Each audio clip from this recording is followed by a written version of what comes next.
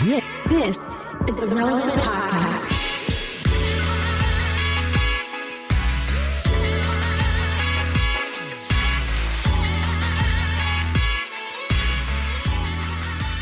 It's episode 1220, and it's the Relevant Podcast here in Orlando. I'm your host, Cameron Strang, and joining me from Loverland, Virginia, it's Jesse Carey. Hello, hello. From Nashville, it's our managing editor, downtown Emily Brown. Hey, y'all. We have a great show in store for you today. I'm glad, Jesse, you could join us. I know you're leaving town here in a second. We have a great show coming up. Girls Gone Bible joins us, the huge podcast. Mm-hmm. Yeah. Angela and Arielle are joining us, so they're coming up. Don't miss that. We have a feature with them in the newest show of Relevant, which is out this week. We'll tell you more about that later. But yeah, if anybody's like blown up in the Christian world in the last year, it's these two. So they're everywhere. We also, at the end of the show, we have slices and stuff, but at the end of the show, we are doing part 2 of Christmas Quandaries. We did it a little last week, and it went well, so we're doing it again. Because, you know, if something goes well once, just keep doing it until it doesn't go well anymore. That's my philosophy in life. Yeah. And I think we only scratched the surface of... We did. That's why we're going back to it. The pantheon of quandaries that people have about this specific holiday. We only scratched the surface because we had it hard out because you were so busy. And we could only do like 5. So we have many more quandaries for you. So we have a little bit more time today. It really could be just a whole spinoff podcast. Maybe the Girls Gone Bible duo would be willing to join a spinoff podcast where the 5 of us just talk about Christmas quandaries the whole year round. It seems like they have their finger on the pulse of what's working in this industry. I think this is an idea they're going to want to hear. But you had to run last week. Today, after we record, you're leaving again. You're going to Pennsylvania, I heard. That's right. We're going to my wife Dana's aunt's house, who has like a horse farm. So you say aunt, not aunt? Is that you say aunt? I think it's northern. It's interesting you say that because my wife's family all says aunt, so much so that some of them sign Christmas cards by drawing a picture of an ant and then writing their name after. I always grew up in aunt country, so I don't know where the regional. I say aunt. Yeah, it's and aunt. I think Aunt Rosella. Maybe there's only a certain part of the country that says aunt. I think you're right. That is northern, but I think Jesse's on the wrong side of the Mason-Dixon to be part of that explanation. But the thing is, there's a region of the country, or perhaps pockets of the country, that say things as the Queen's English spells them and can read phonetically as we're intended to, and the other ones it just makes up pronunciations to words. That's what it seems like to me. Well, the Queen's English being in Virginia makes sense. That's right. A couple of summers ago, we were at dinner, and Cohen and I were about to go up and road trip and see you guys in Virginia. Yeah. And we were having dinner with my parents in North Carolina prior, and Virginia. And then my dad, the origins of names and stuff. He went on this whole explanation that Virginia was named Virginia because of the Virgin Queen. That's right. Queen Elizabeth. That's very true. The conversation was, I told him that I was looking forward to buying another Virginia's for Lovers t-shirt at one of the beachfront shops. And that's where he said, I was like, it's such a funny slogan for a state.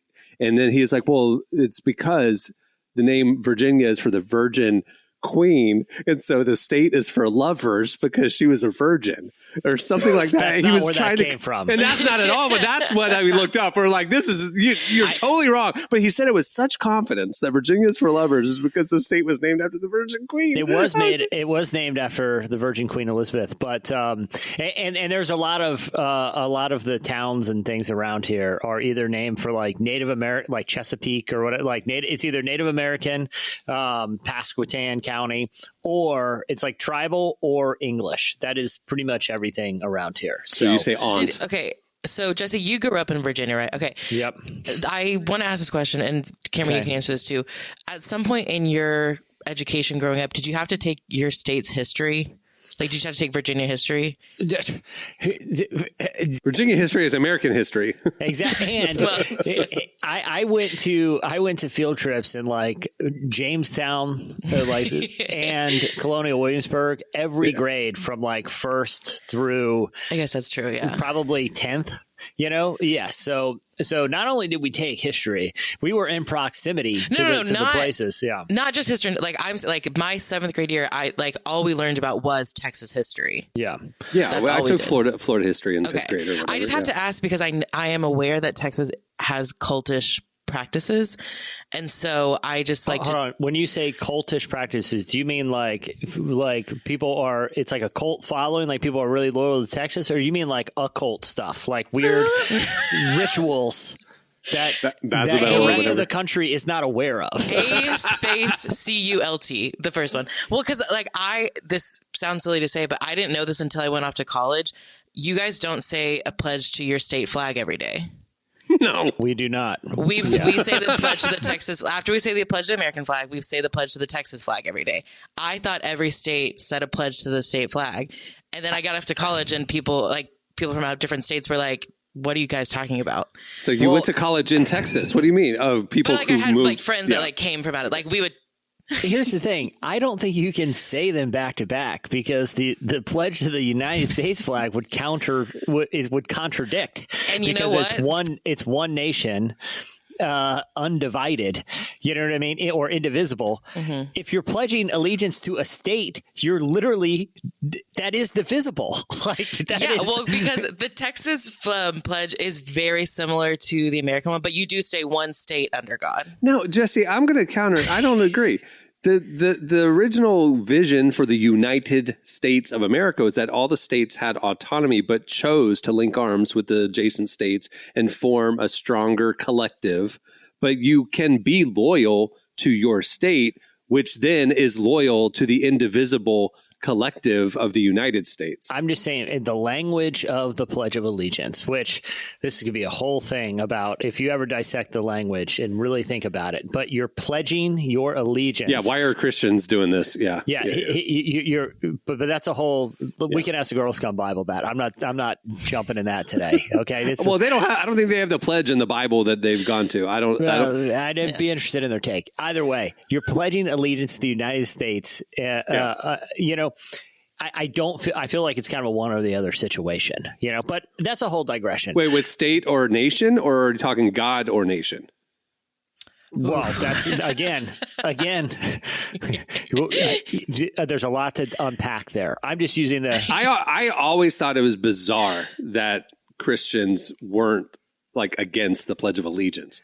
It's almost like in the Bible, we don't bow to the king, right? We don't kneel to the king. Why are we pledging allegiance to anybody other than God, right? But you're one state under God, so it's kind of connected. But so then there's your why Texas can have a pledge, because it's under the United States, and the United States is under God. We're pledging all the way down the line. But ultimately, we are citizens of a kingdom without borders in sort of the Christian,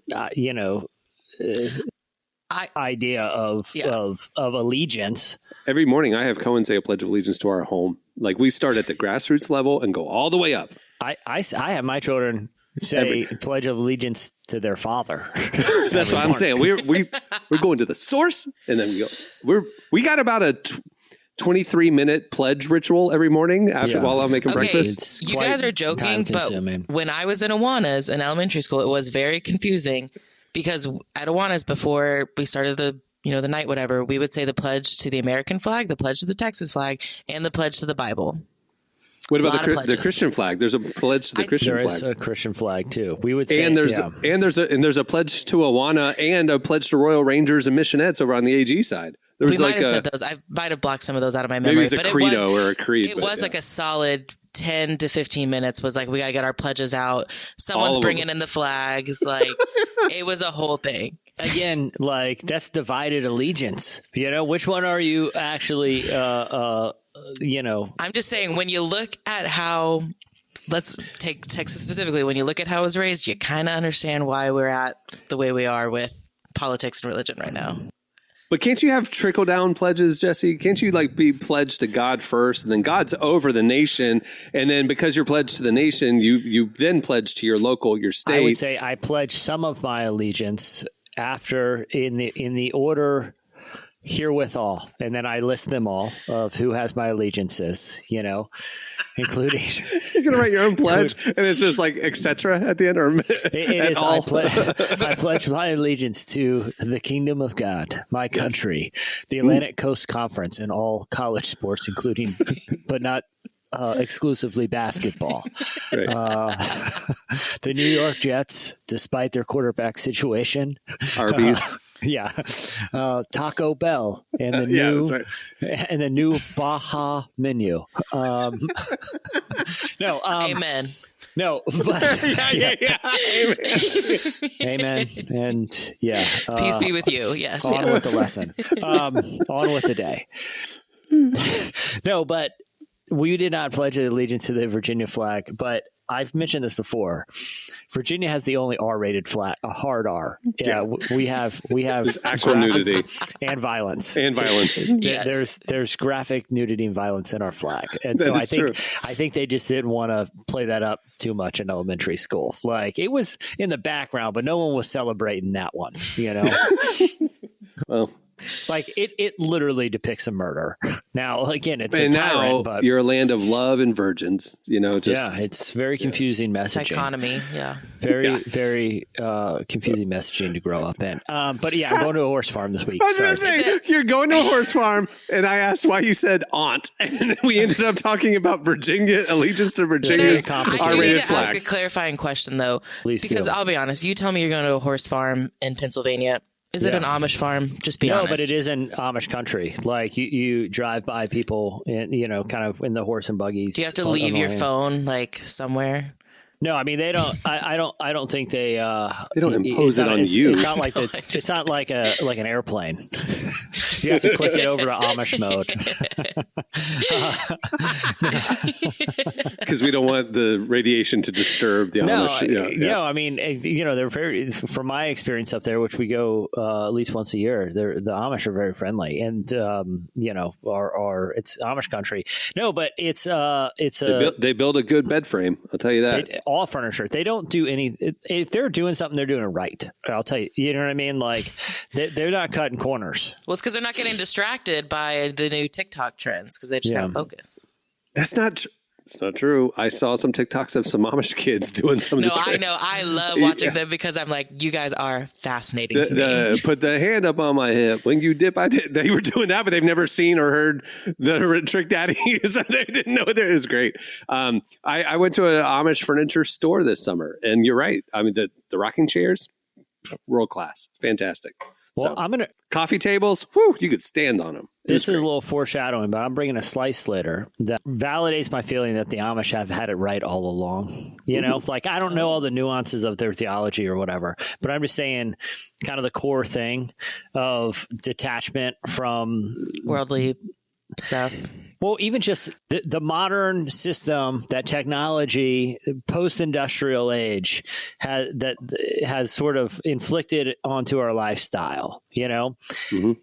Subverting that and trying something simpler or more agrarian, I get the appeal more and more. And when I'm up there, and even when I'm on the farm, like, man, this is great. This is cool lifestyle. Just no one up there stressed out. That's the thing. There's just not a lot to be stressed about. Or I think it's this. There's always tons to be stressed about globally and even locally if you're aware of it. But like, if you're not constantly being reminded of everything bad that's happening somewhere in the world, I think it makes you a little bit more laid back. These Amish folks up there seem pretty chill. It does, because we actually had this on the podcast, but I talked with Carlos Whitaker about this a couple months ago because he wrote a book after he spent like 7 weeks living with Amish farmers and monks as well, like in a monastery. Like he pretty much went off the grid. And one thing that I always thought was interesting is he said before he started it, he took a scan of his brain and just to kind of see what was going on out there. And then after 7 weeks, he took another scan and he said it literally like smoothed out his brain because he was less stressed because he didn't know the normal like day-to-day anxieties that were happening in the world, or like the big world events that are stressing all of us out. He didn't know anything about them. Medical question. Is the goal to smooth out your brain? I don't know that that's what we're wanting here. I think it's supposed to look a little lumpy, isn't it? Wait, I don't think it was completely smooth, but I think it wasn't as bumpy.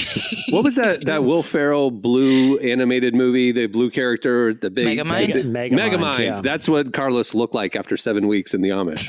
Yeah, it was an expanded view of the world. No, all I'm saying is I like his head going inflated up there. and just smoothed all out, all the little ripples in there. Next time we see Jesse, he'll have a smooth head, is what we're trying to say. I like going up there. It's just a different pace of life. You know, it's a nice. It's always a lovely weekend because it's farm living. You know, dude, that's why I go to the cabin in the mountains every year. Like it's just like I need a week of just like wandering in the woods with no cell service. That's why we go to Montana. That's why we go to Wyoming. I mean, it's like intentional detachment every year, you know? Yeah. But it has, because you do encounter a lot of Amish people and you kind of got to wonder, maybe they were right all along. I don't know. Like I said, I haven't really interrogated it that much other than passing them on the highway and waving, because it's pretty cool to see like a horse and buggy with that big triangle reflector that they have on the back. You know, they've modernized those quite a bit. But you give them the wave. When they wave back, you're like, okay, they seem pretty laid back today. You know who's not getting in road rage or worrying about traffic or, readjusting their route on their iPhone? I would assume not. I don't think those things are equipped with GPS. It's probably them. They're going how they're going. There's no traffic jams and horse trolley lanes. That's all I'm saying. It's you get it. A lot of traditions over civilization over the years has adopted, obviously, Christian theology of Sabbath, but like Jewish Shabbat. I mean, one of the best experiences I ever had was joining a Jewish family for Shabbat dinner on Friday night. Turn off all the electronics, turn off your phones, turn off everything. And we are going to have food and wine and conversation, and we're going to reflect and we're going to pray and we're going to, it's community. And it's like, turn off all the distractions, turn off all the buzz of modern life and stop. And that's just beautiful. I mean, like, and I know we're supposed to do Sabbath and stuff, but like if we do Sabbath, we're still plugged in. And like you said, we're still wired to everything going on. Like, we need to detox more, smooth out our brains, try to look more like Carlos Whitaker and Megamind. And Cameron, you and I grew up very similarly in like the churches we went to.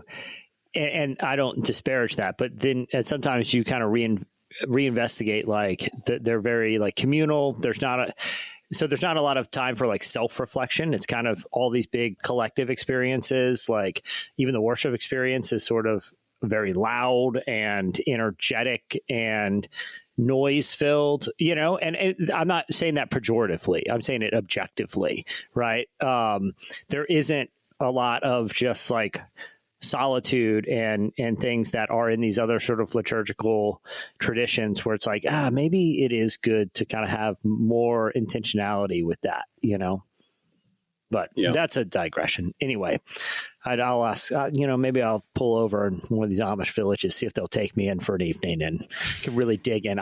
It seems like they have to be hospitable. I feel like that's one of the social obligations of that community, from what I understand. Oh, no. You see on Schitt's Creek where David escaped for 3 days. He ended up on an Amish farm. And they were wanting to get rid of him. They remember they went to pick him up. Like, isn't it an Amish tradition to like offer a lunch to the travelers? Yeah. And they're like, nope. See you guys. Have fun. Big myth. Big time myth. Yeah. Big time myth. David broke the system for all of us. Anyway. Well, we can ask Emily, you can ask Angela and Arielle about all that. Ask them to publicly declare their stance on the Pledge of Allegiance in these divided political times. Who do you pledge to? God, the Bible, the Christian flag, the nation, your city, your state? Who did you vote for? Arby's. Yeah, just first question. Girls Got Bible. Who'd you vote for? And why? What's your favorite thing about that candidate? All right, stay tuned. Up next, after this break, it's Slices. Today's podcast is brought to you in part by Mercy Ships. Globally, 5 billion people lack access to surgical care. In sub-Saharan Africa, there's only one surgeon for every 200,000 people. Mercy Ships provides free, life-transforming surgeries for people who have little to no access to medical care. They help the blind see, straighten twisted limbs, remove deadly tumors, treat cleft conditions, and so much more. With state-of-the-art hospital ships, they provide safe surgery to children and adults living with treatable conditions, and it's completely free of charge. They do all this work with an all-volunteer crew of professionals who donate their time and talents. Surgeons, stewards, nurses, engineers, and more make the world a better place. Your donation today provides free, safe surgeries to people in desperate need of help.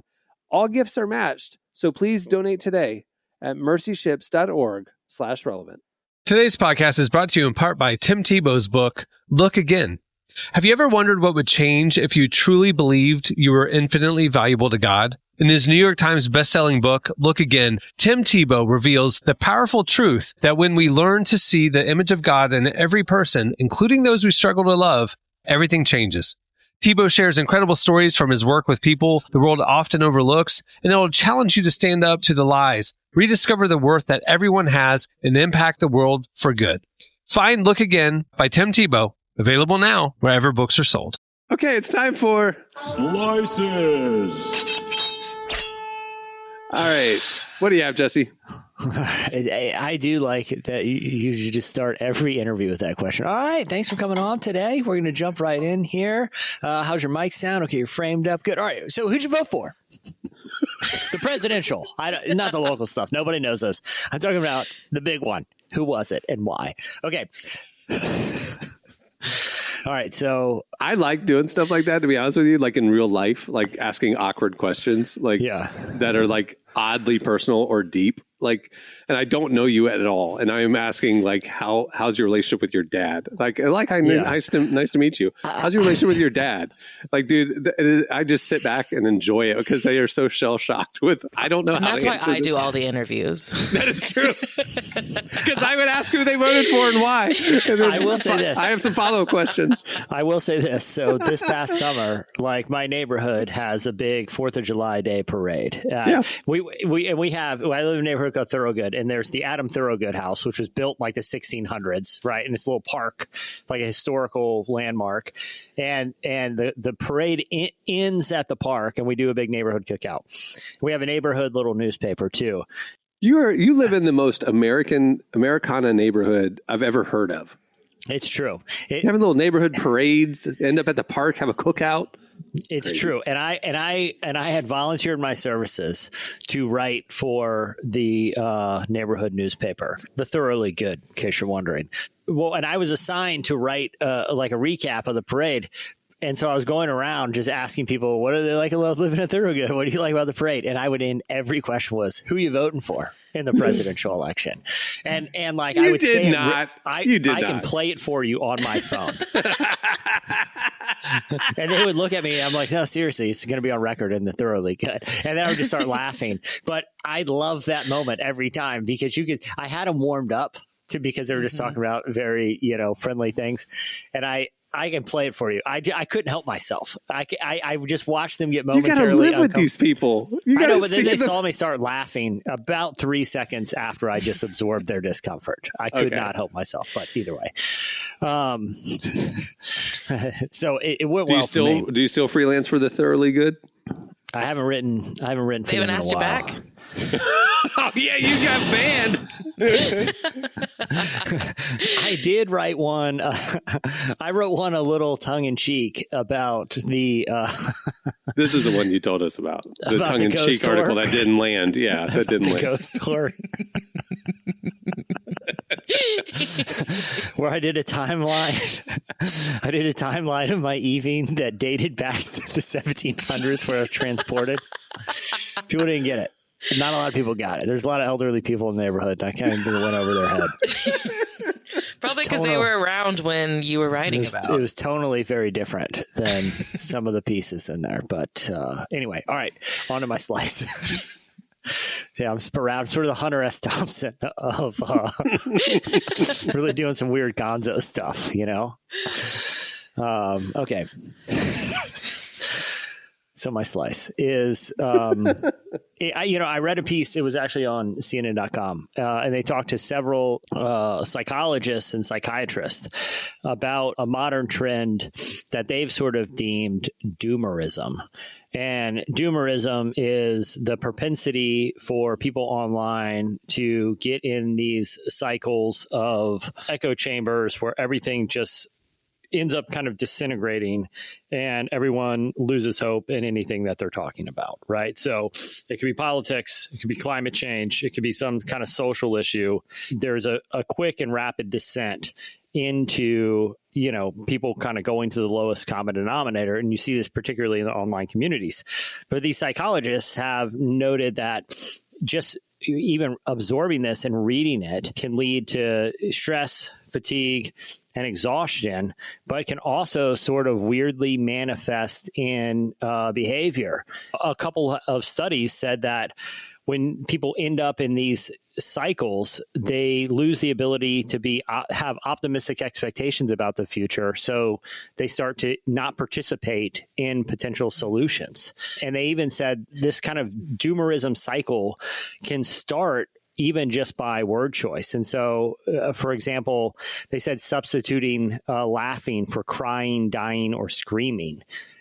Automatically, there's a neurological trigger that happens when you're replacing a positive word with a negative, and that can really trigger these cycles. Or the other one they bring up is when someone in a thread talking about something that's heavy, when that everything is fine Far Side meme shows up, where it's the dog in the burning room and he's sitting and there's flames all around him, and it says everything is fine. When that meme starts to show up, Wait, is that the Far Side?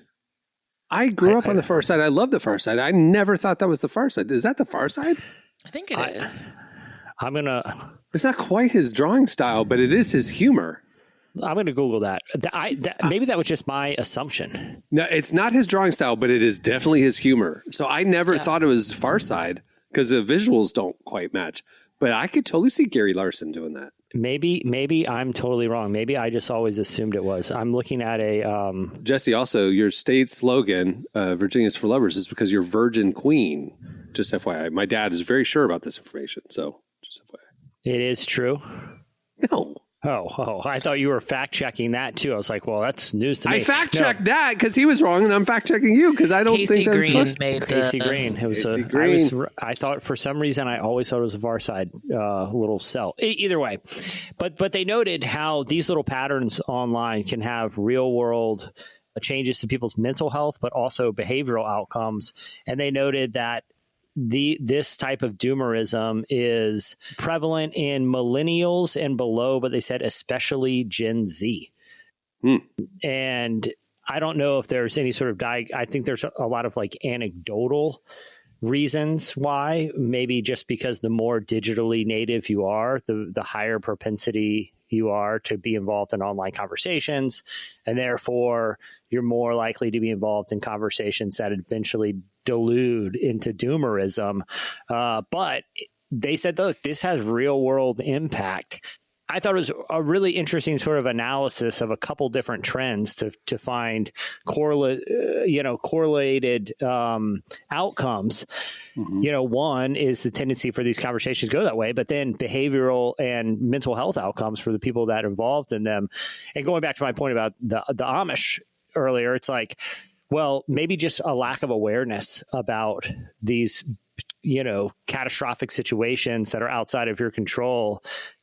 I'm not saying ignorance is always bliss, but at the same time, is there a case to intentionally unplug to not be constantly consumed by just negativity? I would say ignorance is actually always bliss. It's just not always good.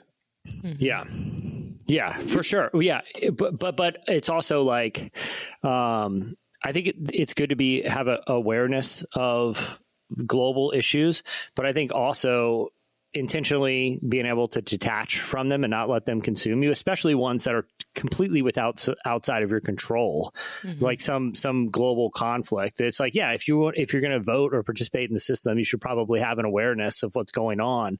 But a complete sort of inundation with it, the outcome, according to the studies, it's actually counterintuitive. Instead of becoming more interested in solving the problem, you become more nihilistic about it and more defeatist. That it's just like, oh, there's nothing else I'm going to be able to do. I might as well just absorb the next thing that seems catastrophic. I like the back in the. I'm not saying we go back to the 1800s, but I watch a lot of like the modern Western type epics, you know. Yeah. And like back then, like they would literally have guys that would go from town to town in the frontier, and the town would gather in the church or whatever, and he would read newspapers from like what's happening in the nation to kind of keep them in the loop. So like once a week, they would kind of gather to find out what's happening in the world. And then they go back to living their lives and, you know, worrying about dinner and education and building a house and all the things. And I was like, how freeing would that be? You know, I'm keeping my finger on the pulse. Every Saturday, the guy shows up. Yeah. And then the rest of my life, it doesn't really affect me, you know? So I think that is a solution, is a volume thing. Because like what you're saying with Gen Z, I think my sort of take on it is what's happening is there's so many, like for an issue, there's so many different voices sharing their specific opinions on it. And then you're trying to form your own opinion while keeping in context everyone else's opinion. And so like something happens online and I'll go on Twitter and kind of see the general, you know, take on it. And maybe it's like really negative, but then I go on TikTok and that conversation is happening too in a different way, but it's more positive. So then I'm trying to figure out, how do I feel about this situation? But I have the context of all of the million different takes. And it is sometimes hard to rationalize, like, how do I actually think about this? Trying to block out all these voices telling me what to think about it. And so and like, there are times where it's like, this just feels so overwhelming. I can't see the positive in it at all anymore. And I'm over it and I'm frustrated. And so I think like limiting those voices, like you said, like once a week, one guy would come in and tell you about, here's one story. That's it. I don't have a million different angles or takes on what happened and why this happened and how this happened. It's like, well, it was the reporting too. It was like the vetted reporting is what he would read. I think what's interesting that that you of all people are talking like this, exactly what you just said, is surprising to me, because when you and I see stories on social media or a post on TikTok, I engage the content itself and keep swiping. You immediately go to the comments to see what people are saying about the content. It doesn't even occur to me to look at the comments, you know, like I just was like, oh, okay, that happened, or, oh, that's funny or whatever. And I just keep moving. I think what's funny is you're saying that you don't like having to filter everybody's takes, but that's what you're drawn to. And that's what you look at. It's my I think like my generation, like being digitally native, it's like, I've grown up having access to everyone's thoughts on a topic. So I want to hear it, but I'm also aware, like, that is not healthy for me. And like, it is a habit that I should be breaking, or I should put guardrails on at least. Yeah. But I think especially younger people, they don't realize that yet. I mean, they've just grown up online and they're like, well, I have to know what everyone's thinking because I don't want to be misinformed. But it's like, our brains are not supposed to take in that much information. Like, I genuinely believe that God did not design us to take in this much information. Our brains are not smooth like Carlos Whitaker's because we have too much digital information. Well, it's funny, and this isn't me advocating for psychedelics. It's just a anecdote in this story. But like, I listened to a really interesting interview with someone recently who hosted a podcast that was like basically sort of, yeah, exactly. That's every episode, right? But basically, the premise of their podcast, her and her co-host, was sort of outrage about some sort of conversation happening online and why this other side of what they saw of the issue was wrong. And every week was like, you know, kind of diving into the outrage cycle to point out who's wrong. And this individual experimented with a psychedelic substance that caused the degree of self-reflection that I'm just going on record. I don't think you have to chemically induce self-reflection. I think you can do it through I think a lot of therapists would agree with you. Yeah, exactly. That's my whole point. My point isn't that it was. My point wasn't that it was induced by the journal industry would agree that you don't need to. Yeah. But big journal. My overall point is this person, you know, was forced into a place of self-reflection, and she quit the podcast after and said, I realized I was spending my life on things that, you know, ultimately I stopped caring about. Like, I couldn't do it anymore because I didn't care, because I realized people are always going to have opinions I don't agree with. And I don't want to spend my life in a constant outrage doomerism cycle. And there's better ways to spend your time and your energy than just finding the next thing to either get bummed out about or get angry about. And, you know, I've ironically, that was unrelated to this finding the slice, but I just thought it was an interesting sentiment that sometimes it is easy to get in this cycle and it's hard to break out of, but it has real world effects on your thought and your mental health, you know? Emily, if you ever quit this podcast, I'll know now that it's because you got into drugs. So you went to a ayahuasca. Psychedelics specifically. Yeah. I'm gonna tell your parents. Well, they already listened, so they'll know. Good. And I'm sure they're thrilled about this conversation. And as loyal Texans, they're saying their pledge right now. How dare you disgrace our flag, Emily, publicly? They're reporting this to the governor's office, which will take this very seriously. I hope he does. All right. What do you have, Emily? Okay. Well, you know, holidays are coming up. Jesse, you were talking about visiting your family this year. Cameron, I assume you'll probably do something with your family this year. Most people, when it comes to the holidays, they're trying to get together with family, right? That actually might not be true anymore, because according to a new survey from the American Psychological Association, 45% of young adults, like ages 18 to 34, are planning to skip holiday family gatherings completely because they don't want to have to deal with any potential political debates this year. Oh, my. 45%? That's 45%. Enormous. Yeah. And this is the American Psychological Association? This is like a legit... Wow, yeah. Okay. Holy cow. 45% said that they are just like not going to show up to like family Christmas because they don't want to deal with a potential crazy uncle who's going to say something off the rails. Maybe I'm in the... I'm an outlier here. Every family's different, but I feel like there was an unspoken thing that has happened recently at family gatherings where it's like there's just certain topics no one is interested in bringing up. Have you guys experienced this, or do you think it's still a problem? I think it is, because the study also said 72% of the respondents said that they are hoping to avoid political discussions altogether. So like 3 out of 4 people are trying not to talk about it, but that does mean 1 out of 4, I guess, are hoping to have a political conversation with someone at Christmas. I feel like this is sort of a variations on a theme here, right? Like, choose wisely. You only get so many spins around the sun, right? Like, how much time and breath do you want to spend debating an issue that you're probably not going to change someone's mind about, you know?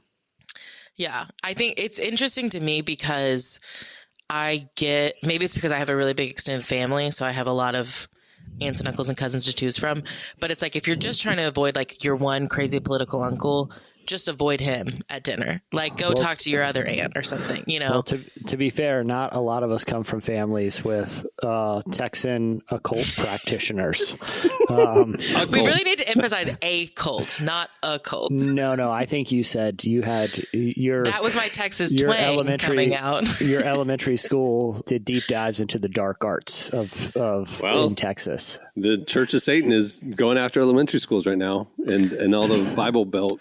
Listen, we live in some crazy times, okay? There's a reason I don't live in Texas anymore. I'll just leave it at that. I do. Mr. and Mrs. Brown, can you believe she just said that? What is she saying about your lovely... I might get kicked out of family Christmas for saying that, so...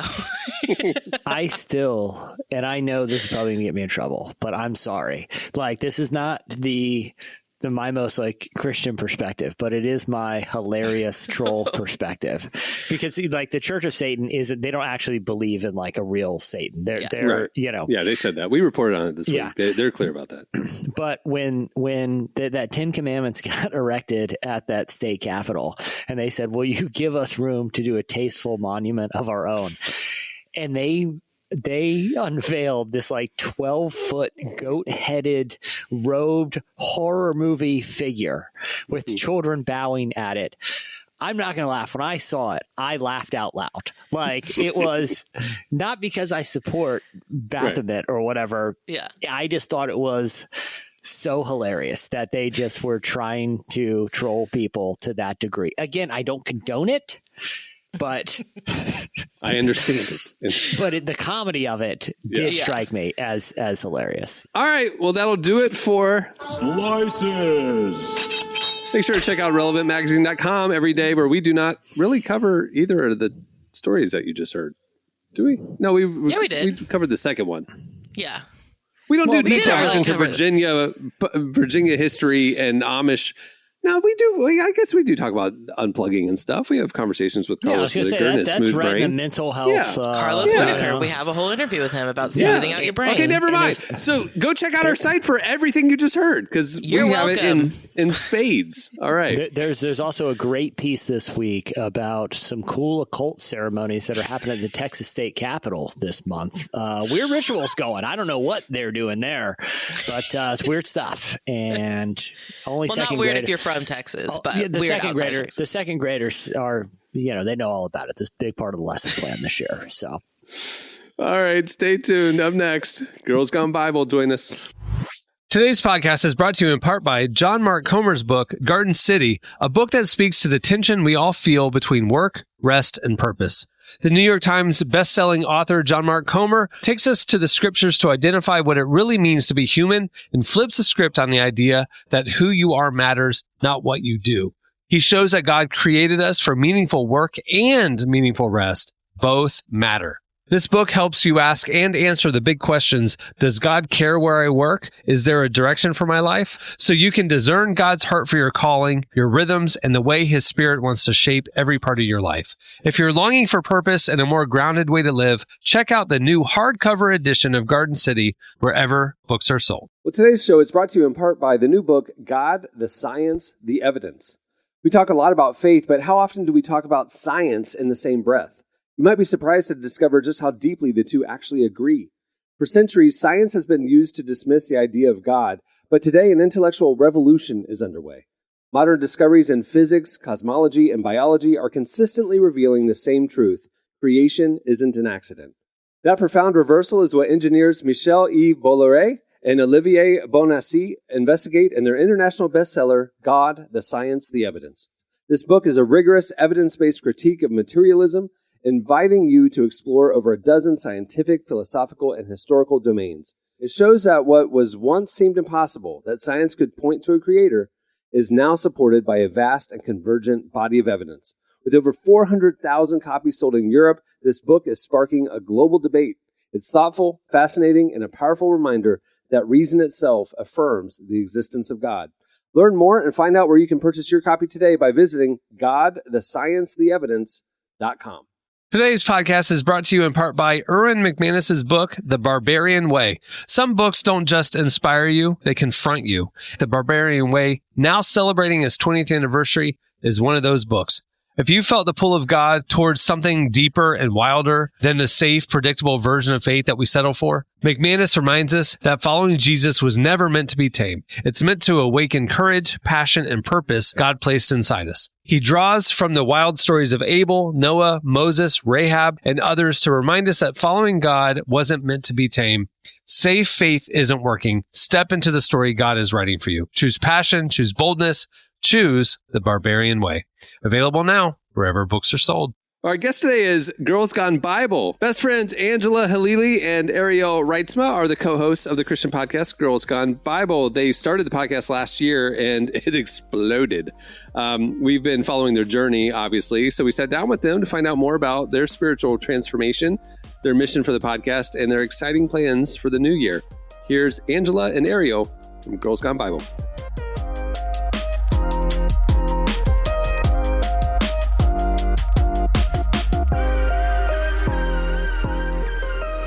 Well, you were both friends before you started a podcast. So why did you want to start Girls Gone Bible in the first place? Good. Yeah, so you know what it is? I was seeing how he was rapidly curing my mental health. I mean, you have to understand something. I had doctors tell me that I was only going to get worse. This was never going to get better. I'm struggling since I'm a little girl. And my best friend says to me, give me a month, let's read the Bible. She starts spoon feeding me the Bible. We start reading the Bible together. And my mental health is completely just be, what is it? Completely, healing. Sorry, I lost my train of thought. Completely getting renewed and healing. And I couldn't believe it. I was like, I grew up watching just struggle after struggle, not even in my family, just like around me, like growing up in school, like just people just taking medicine. And that was like, I had no idea. This was a miracle for me.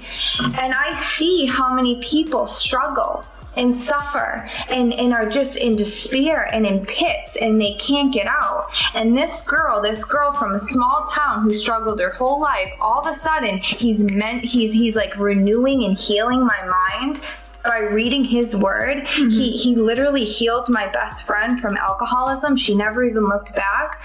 We look at each other and we're like, we need to get this on tape. She would be in my room when I first met her. She is like, you don't understand. Before we started reading the Bible, when I first met Jesus, she would be in my room on her camera preaching the gospel, on making little videos and posting them on TikTok. I went in the room and I was like, I was like, you know, you're going to be preaching the gospel someday. You know, this is your calling, right? And she's like, you think? And so I had no idea what I was doing, Emily, please. I was preaching the gospel. I was just discovering the fact that, like, I love talking about Jesus. I was reciting the sinner's prayer on TikTok, like being like, I think this, like, gets them into heaven. Let me make them say this with me. Like, I was screaming in my room. I'm like, don't let the devil get you. I don't know what you're saying, but I like it. You're going to be doing this someday. So good. The anointing has gotten more refined and stronger as time has gone on. Thank you, Jesus. It was insane. But yeah, and then you were like, let's get into a studio, let's get this on tape, and we did. And after the first episode, you have to understand, I just start reading John. I'm just starting to read the Bible. I look at her, I go, you better find another co-host because I don't know what I'm doing. And Angela looks at me and she's like, just speak from your heart. He's with you, and that's all you need.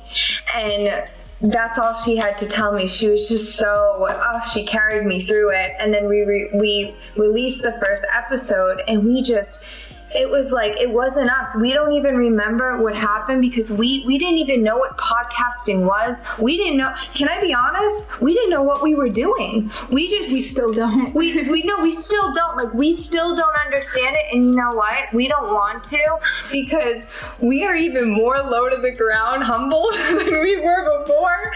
And so we just remember just getting messages from girls because we went in there and we were raw. We didn't hold anything back. We said it all. And you know what? As scary as it was, because it was hard to let out our past and be open like that and bleed out. And we did freak out at first. But when we got those messages from girls saying, you just saved me, you just helped me, we looked at each other and we go, buckle up, sister. We're on a mission because that's all we needed. Because that's all we want to do. So that's how it started. So good.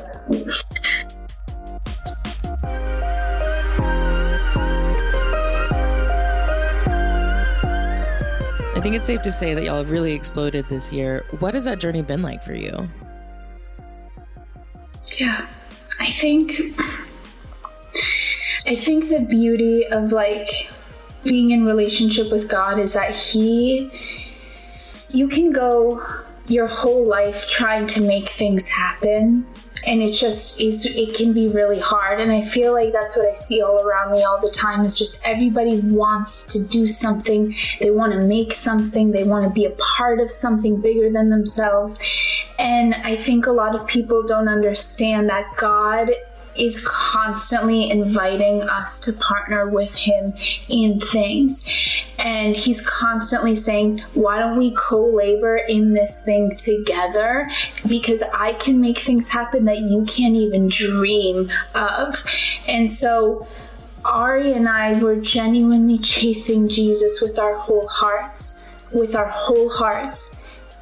And it's weird to think about because everybody asks, like, what's the strategy? What did you guys do? What did you do on social media? Like, and we have genuinely sat around being like, what did we do?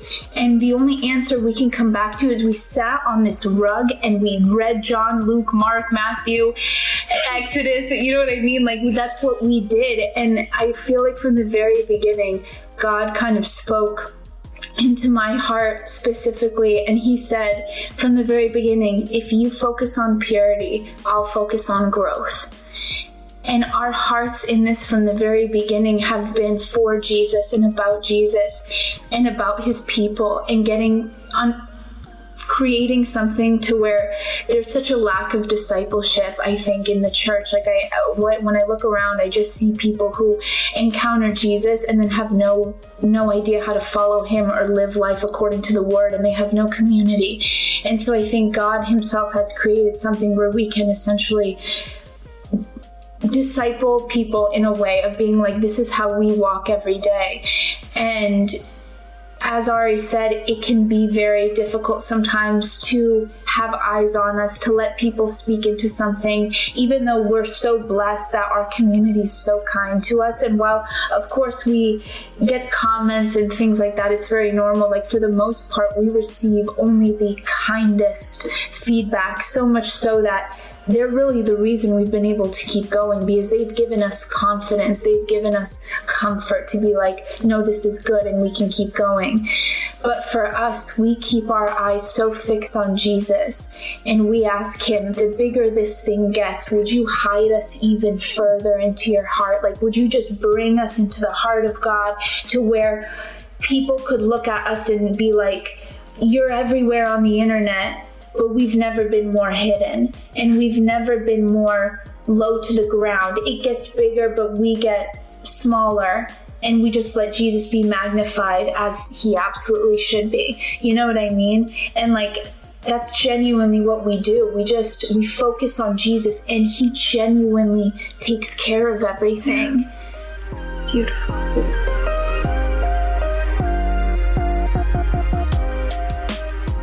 Angela, you mentioned prior to all this, you had been sort of just preaching on TikTok. Is that something we can expect to see from you in the future, or do you have different plans now that you can share? God has given me so many dreams and so many visions, and all I do is preach in my head. All I do is imagine, write sermons in my head. And I think, one day if God speaks, that I think he would have to speak a lot of confidence into my heart before, or yes, maybe she is. I'm going to answer for her. Yes, she is. But I like, in whatever outlet he wants us to be, and it's so hard because Ari and I have been, I don't know where I would be without Ari and all of this. So it's just like, we have to, we have to be next to each other. I'm scared. I'm just, whatever way that he wants us to speak about him in whatever capacity he feels fit. Like, I tell Ari all the time, like, one day we might be speaking in front of all these people, or we'll be going to different countries and doing mission trips and ministering to seeing God do crazy miracles in a room of 3 people and be completely hidden out of the spotlight. So it's just whatever way he sees fit. My life belongs to Jesus, and whatever he wants to do. Yeah.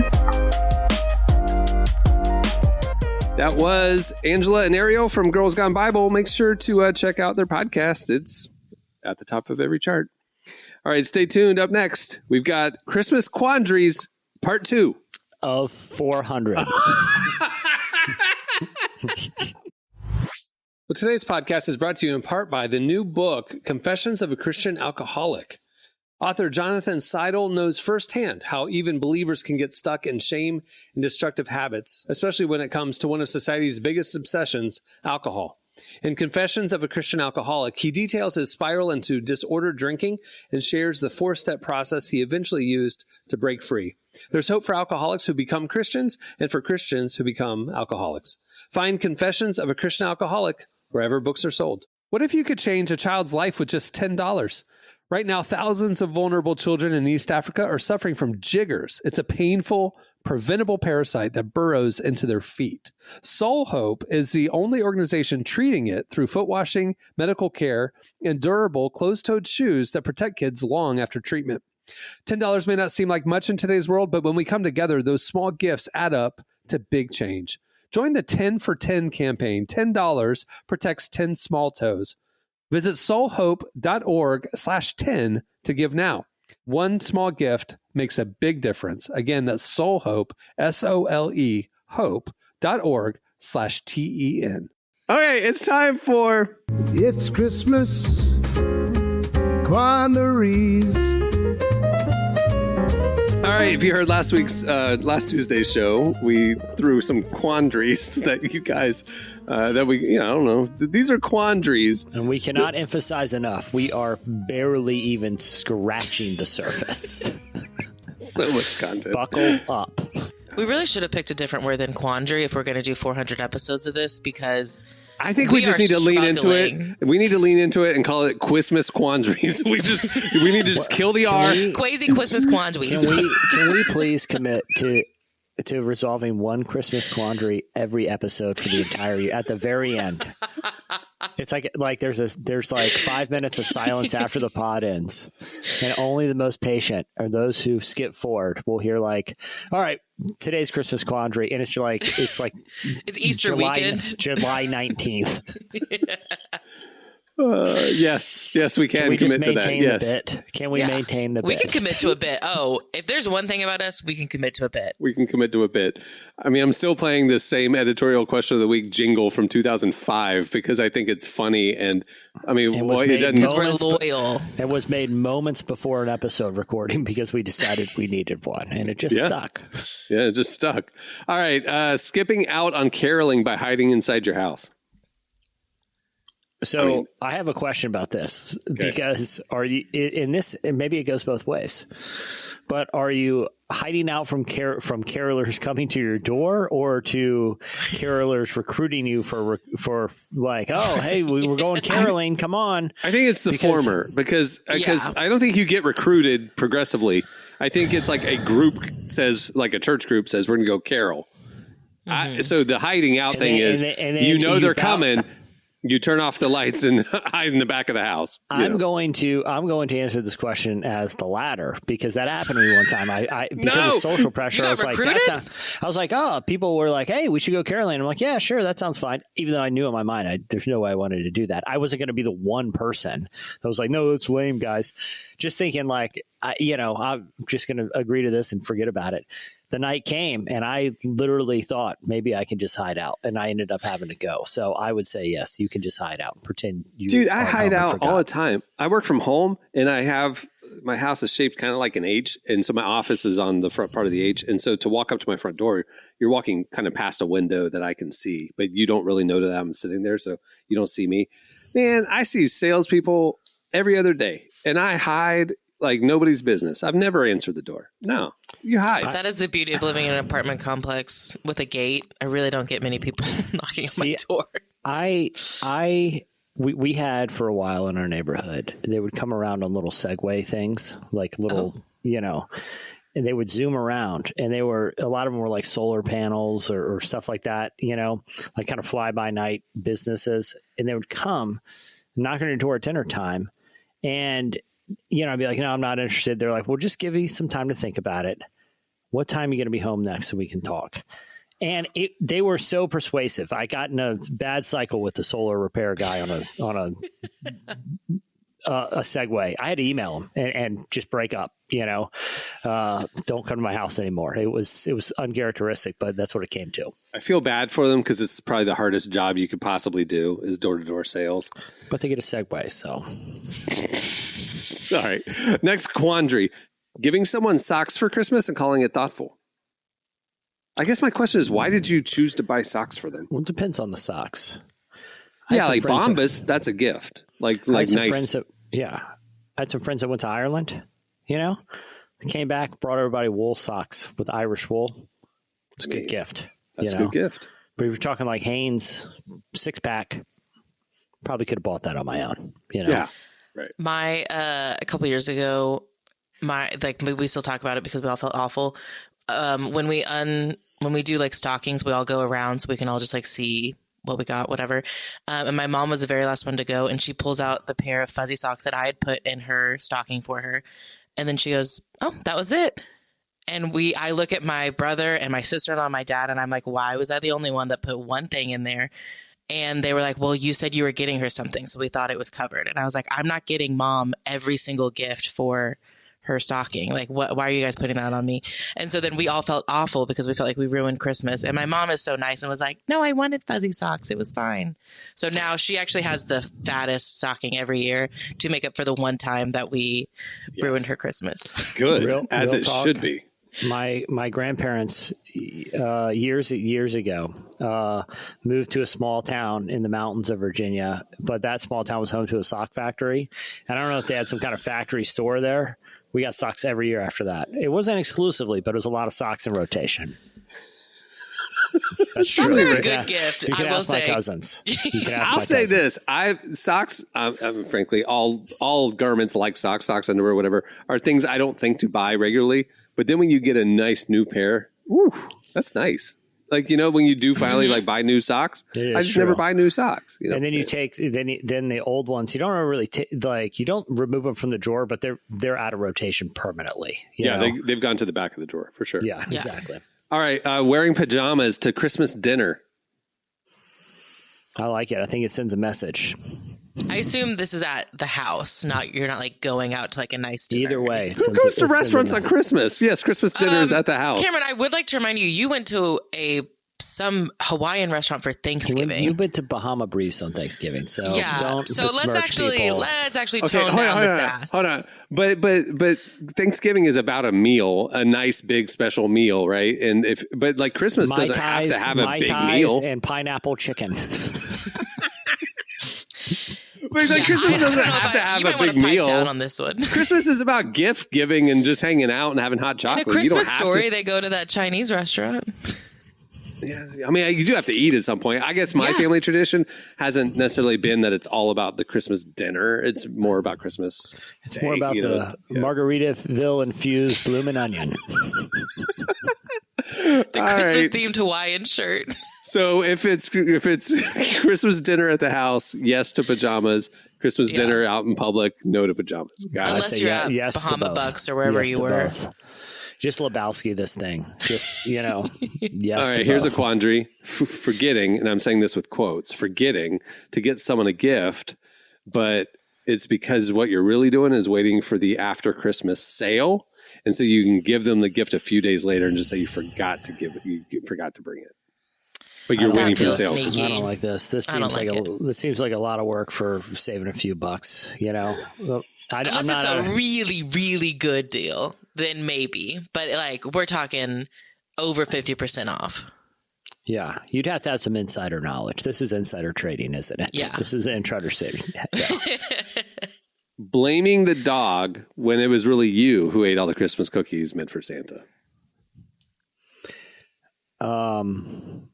Yeah, I mean, I don't have any problem blaming an animal. Yeah, it seems reasonable. I'm going to say the Christian response is that we shouldn't lie. Yeah, well, it's victimless. Dogs don't count. She just said that because her parents are listening right now. Dogs don't have souls. Hi, Mom. Wearing noise-canceling headphones at a family holiday gathering. Nice. It's in the corner.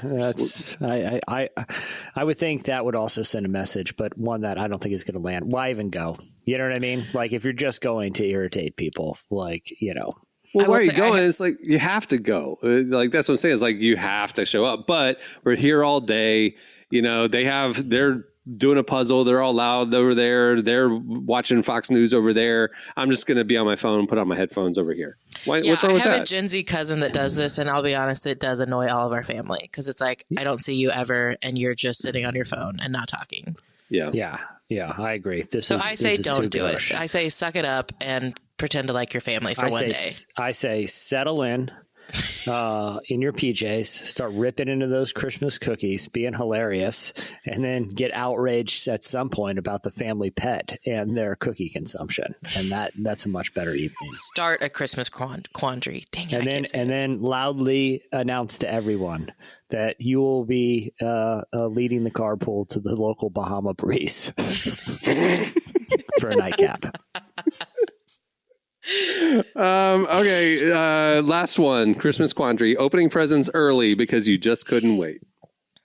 Oh, sure. Who hasn't? That's part of the fun. You get one or two before, Yeah, one or two is fine. But I think the sentence says opening presents early. Like you do Christmas a day or two early. Look, to me, what's the point? Anticipation is good. You need to. Are you just doing it by yourself? Because my family will do Christmas on Christmas Eve together, because why not? But we're at least all doing it. It's not just one of us is sneaking presents. Yeah, I don't know. Yeah, I'm a Christmas morning person. I'm as a kid, I wanted early, and I would get the one on Christmas Eve kind of a thing. But there's something about the Christmas morning, and all the presents are there, and. I want to know that night before. I want to rip into that package and see a $55 gift card to Bahama Breeze and let everyone know. My tie's on me. First round on me, everyone. Tomorrow night, big night. Wear your best PJs. Wear your best PJs. I was going to say. Slide in those new socks from Grandma. We're going to Bahama Breeze. From the mountains from Grandma. We're going to Bahama Breeze, ladies and gentlemen. All right. Merry Christmas. That'll do it for part 2 of 400 of It's Christmas Quandaries. Thanks again to Angela and Arielle for joining us today. Make sure to check out their podcast, Girls Gone Bible. Check out their tour. They got some stuff coming up next year, a lot of stuff. They're actually going to be in Orlando on my birthday. I don't think I'm the target audience for their... I'm going to say you're definitely not the target audience. It's not you don't think? It's a no. You don't think I'm the target audience for a 20-something female podcast? If you want to hear more from them, check out our conversation with them in the brand new issue of Relevant, which is available this week. Also, make sure to check out Relevant Plus, because the beautifully designed digital magazine is the best way to experience the magazine. So check out Relevant Plus. Plans start as low as $2.50 a month. It's great. And you can add free version of this podcast too. All right. On that note, we'll wrap it. I'm Cameron Strang. I'm Jesse Carey, and I know we're landlocked by at least 200 miles on all sides, but hop in, cousins. We're going to Bahama Breeze for a mahi dinner tonight. I was like, what? I thought you were going to start doing a pledge of allegiance to Virginia. Honestly, I thought that's where you're going. All right, Emily? Oh, I'm Emily Brown. There you go. We'll see you on Friday. Have a good week, everyone.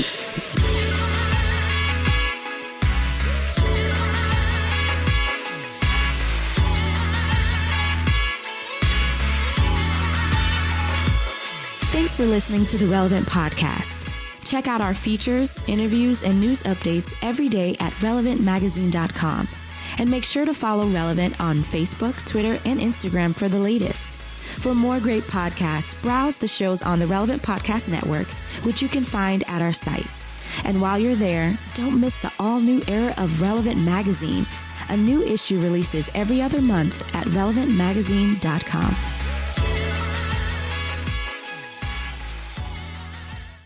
I pledge my allegiance to the kingdom of God, my country, Taco Bell, and a new Baja menu. Amen. Relevant Podcast Network.